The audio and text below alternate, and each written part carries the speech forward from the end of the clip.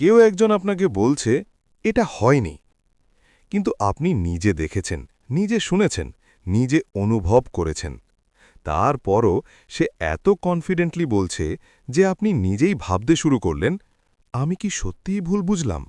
আমি কি বেশি সেন্সিটিভ? আমার কি মাথায় সমস্যা আছে? এই মুহূর্তটাই সবচেয়ে বিপজ্জনক, কারণ এই মুহূর্তে আপনি নিজেকে হারাতে শুরু করেন, এবং যে এটা করছে সে জানে ঠিক কি করছে। এর নাম গ্যাস লাইটিং।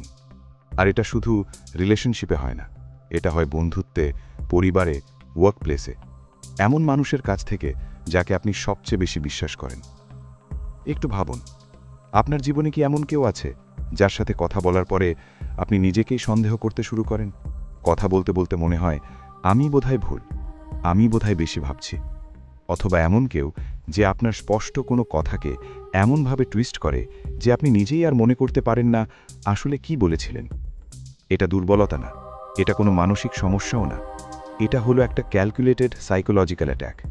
আর এই অ্যাট্যাক এত ধীরে ধীরে হয় যে বুঝতে বুঝতে আপনার নিজের ওপর বিশ্বাসই চলে যায়।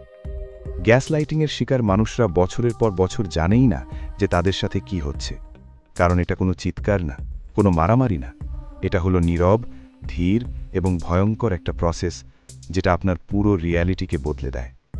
আজকে এই ভিডিওতে আমি আপনাকে বলবো গ্যাস লাইটিং আসলে কি, কোথা থেকে এই শব্দটা এসেছে, কিভাবে চিনবেন আপনি এর শিকার কিনা, এবং সবচেয়ে গুরুত্বপূর্ণ, কিভাবে এর থেকে বের হয়ে আসবেন। আর একদম শেষে এমন একটা কথা বলবো যেটা জানলে আপনি বুঝবেন এই পুরো সময়টায় ভুল আপনার ছিল না, কখনোই ছিল না। গ্যাস লাইটিং আসলে কোথা থেকে এলো? 1944 সালে একটা হলিউড মুভি বেরিয়েছিল, নাম গ্যাস লাইট। সেই মুভিতে একজন স্বামী তার স্ত্রীকে পাগল বানানোর জন্য বাড়ির গ্যাস লাইট ধীরে ধীরে কমিয়ে দিত। আর যখন স্ত্রী বলতো আলো কমে যাচ্ছে, সে বলতো না, তুমি কল্পনা করছো, আলো একই আছে। ধীরে ধীরে সেই মহিলা নিজেকেই সন্দেহ করতে শুরু করলেন, নিজের চোখকে বিশ্বাস করা ছেড়ে দিলেন, এবং সেটাই ছিল তার স্বামীর প্ল্যান। এই মুভি থেকেই এলো গ্যাস লাইটিং শব্দটা। কিন্তু যে কাজটা সেই মুভিতে হয়েছিল সেটা আজকে লক্ষ লক্ষ মানুষের রিয়েল লাইফে হচ্ছে, প্রতিদিন। কিভাবে চিনবেন আপনি গ্যাস লাইটিংয়ের শিকার? প্রথম সাইন হলো আপনি সব সময় নিজেকে নিয়ে কনফিউজড থাকেন। কোনো সিচুয়েশনে আপনার কি ফিল হওয়া উচিত সেটা আর বুঝতে পারেন না, কারণ সে এতবার বলেছে তুমি বেশি ভাবছ যে আপনি নিজের ফিলিংকেই আর ট্রাস্ট করেন না। দ্বিতীয় সাইন হলো আপনি সব কিছুর জন্য সরি বলেন, এমনকি যেখানে আপনার কোনো দোষ নেই, কারণ গ্যাস লাইটার এমনভাবে কথা বলে যে সব দোষ সব সময় আপনার মনে হয়। আপনি কনস্ট্যান্টলি ডিফেন্সিভ থাকেন এমন কিছুর জন্য যা আপনি করেননি। তৃতীয় সাইন হলো আপনার স্মৃতি নিয়ে সে বারবার প্রশ্ন তোলে। আপনি বলছেন তুমি এটা বলেছিলে, সে বলছে আমি কখনো এটা বলিনি, তোমার মনে নেই ঠিকমতো। এটা এতবার হয় যে আপনি নিজেই ভাবতে শুরু করেন আমার কি সত্যিই মেমোরি সমস্যা আছে? এখানেই একটু থামুন, কারণ এই তিনটে সাইন যদি আপনার চেনা লাগে তাহলে পরের অংশটা আপনার জন্য সবচেয়ে বেশি জরুরি।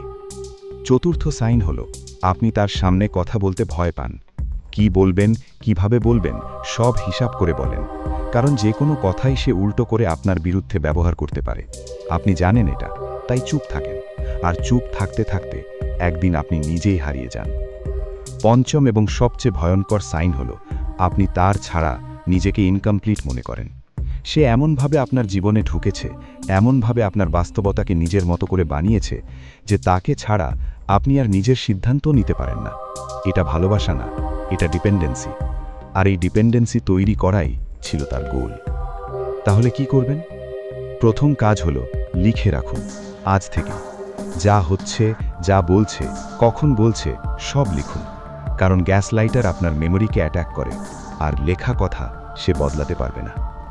দ্বিতীয় কাজ হলো বিশ্বস্ত কাউকে বলুন, একজন মানুষ যে আপনাকে চেনে, যে আপনাকে জাজ করবে না, কারণ গ্যাস লাইটিংয়ের সবচেয়ে বড় ওয়েপন হলো আইসোলেশন। সে চায় আপনি একা থাকুন। আপনি যখনই কাউকে বলবেন তার পাওয়ার কমতে শুরু করবে। তৃতীয় এবং সবচেয়ে জরুরি কাজ হলো নিজের ফিলিংকে আবার বিশ্বাস করতে শিখুন। আপনি যা অনুভব করছেন সেটা রিয়েল, আপনি যা দেখেছেন সেটা সত্যি। কেউ আপনাকে বলছে এটা মিথ্যে, কিন্তু সে মিথ্যাবাদী, আপনি না। এখন সেই কথাটা বলার সময় এসেছে। এতক্ষণ ধরে আপনি ভাবছিলেন গ্যাস লাইটিং হলো অন্যের করা কিছু একটা, কিন্তু সবচেয়ে বড় ট্রুথ হলো আমরা অনেক সময় নিজেরাও নিজেদের গ্যাসলাইট করি। আমরা নিজেদের বলি, আমি এর যোগ্য না, আমার ফিলিংগুলো বেশি, আমি সেনসিটিভ। বছরের পর বছর কেউ এই কথাগুলো বলেছে আর আমরা সেটাকে সত্যি বলে মেনে নিয়েছি। কিন্তু এই মুহূর্তে আমি আপনাকে একটা কথা বলতে চাই। আপনি ঠিক আছেন, আপনার ফিলিং ঠিক আছে, আপনার মেমরি ঠিক আছে। যে আপনাকে সন্দেহ করিয়েছে সে ভুল করেছে। আর আজকে যে এই ভিডিও দেখছেন, এটাই প্রমাণ যে আপনার ভেতরে সেই শক্তি এখনও আছে যা সত্যি খুঁজে বের করতে চায়। সেই শক্তিটাকে ধরে রাখুন, এটাই আপনার সবচেয়ে বড় হাতিয়ার। গ্যাসলাইটিং তখনই কাজ করে যখন আপনি নিজেকে চেনেন না। আজকে থেকে নিজেকে চিনুন, নিজের সত্যিটাকে আঁকড়ে ধরুন। এই ভিডিওটা এমন কাউকে শেয়ার করুন যে হয়তো এখন কনফিউজড, নিজের নাকি অন্যের কথা বিশ্বাস করবে বুঝতে পারছে না। আর কমেন্টে বলুন, আপনি কি কখনো এরকম সিচুয়েশনে পড়েছেন? নিচে লিখুন, আমি পড়ব। আর পরের ভিডিওতে দেখাবো একজন গ্যাসলাইটারকে তার নিজের কথা দিয়েই কিভাবে চুপ করিয়ে দেওয়া যায়। সেটা দেখতে চাইলে এক্ষুনি সাবস্ক্রাইব করুন, কারণ সেই ভিডিওটা মিস করলে সত্যিই অনেক কিছু মিস হয়ে যাবে।